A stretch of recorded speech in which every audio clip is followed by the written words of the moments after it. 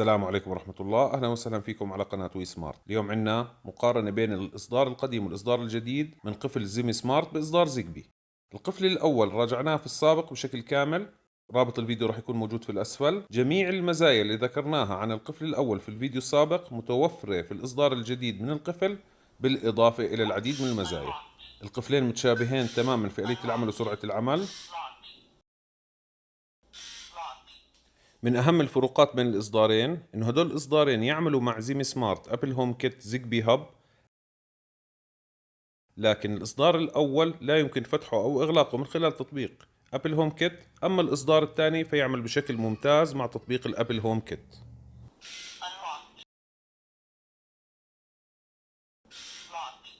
التوافق مع مساعد أمازون من الفروقات المهمة بين الإصدارين. الإصدار الجديد متوافق بشكل كامل مع مساعد أمازون، فقط علينا الدخول على تطبيق مساعد أمازون وتفعيل باسورد.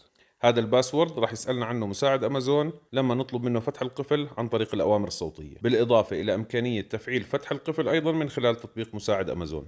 خلينا نجرب نفتح القفل من خلال تطبيق مساعد أمازون أول إشي، وبعدها راح نجرب فتحه عن طريق الأوامر الصوتية.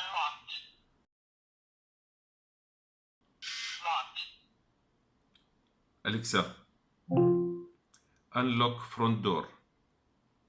What's your voice code for front door? 2580. Unlocking. Hang on. Unlocked. The front door is locked. Locked.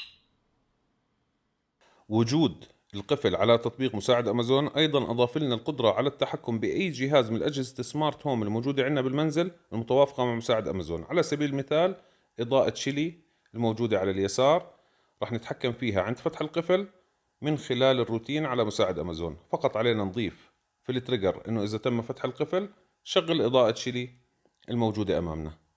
خلينا نجربها الآن مباشرة. Unlocked. Locked. الآن راح أفتح القفل بدون باسورد. فتح القفل من خلال تطبيق تويا في الإصدار السابق كان يحتاج وضع باسورد لفتح القفل، لكن الموضوع الآن أصبح اختياري، بإمكاننا تفعيل أو تعطيل هاي الميزة. والآن لو دخلنا على الإعدادات، ومن خلال الإعدادات بإمكاننا اختيار مين الأشخاص اللي يجب عليهم وضع باسورد، هل الأدمن، هل اليوزر، هل الجميع. خلينا نجرب إنه نخلي الجميع بدهم باسورد، والآن راح يطلب منا التطبيق باسورد لكي نستطيع فتح القفل. Unlocked. Locked. من أهم المزايا اللي تم إضافتها على هذا القفل إنه أصبح بإمكاننا تحديد مواعيد معينة لفتح القفل ضمن أيام وساعات محددة. على سبيل المثال راح أفعل الآن موعد لفتح القفل عن طريق باسورد مؤقت، وراح نختار باسورد معين لهذا الموضوع وراح نسميه تيست. راح أختار تاريخ اليوم، وراح أختار نهاية صلاحية هذا الباسورد بعد سنة من تاريخ اليوم. راح أختار إنه هذا الباسورد مسموح له يفتح القفل فقط يوم الأربعاء والخميس، وراح نختار الساعة اللي مسموح له انه يفتح فيها هذا القفل، الساعة 1:35، الساعة الآن 1:32 عشان نجربه قبل الوقت وبعد الوقت. وراح نترك وقت الانتهاء بنهاية اليوم.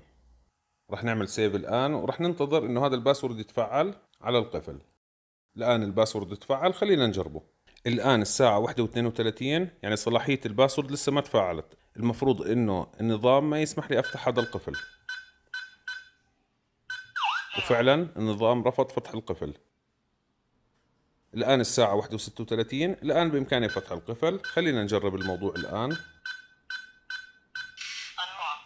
الآن القفل سمح لي أفتح بالباسورد المؤقت لأني ضمن حدود الوقت المسموح فيه فتح القفل.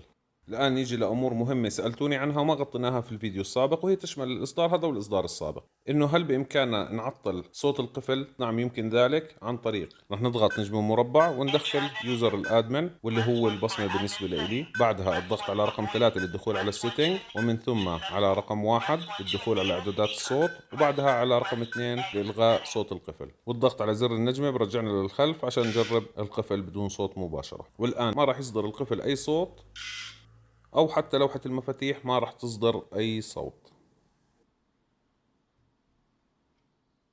والآن نيجي لموضوع مهم جدا سألتوني عنه بشكل متكرر، واللي هو إنه إحنا قلبنا قفل الباب لكن الباب بطل يسكر، والسبب في هذا الموضوع راح نجي له الآن.